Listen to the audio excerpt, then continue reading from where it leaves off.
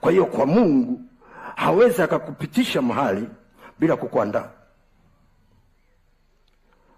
Shida ni kwamba watu wengi hawajui wanaandaliwa, kwa hiyo wanapuuzia mazoezi. Ndio maana ukipewa ahadi, isome vizuri, kwa sababu ahadi zingine zina mahali unapita pagumu, alafu ndipo unaona nuru.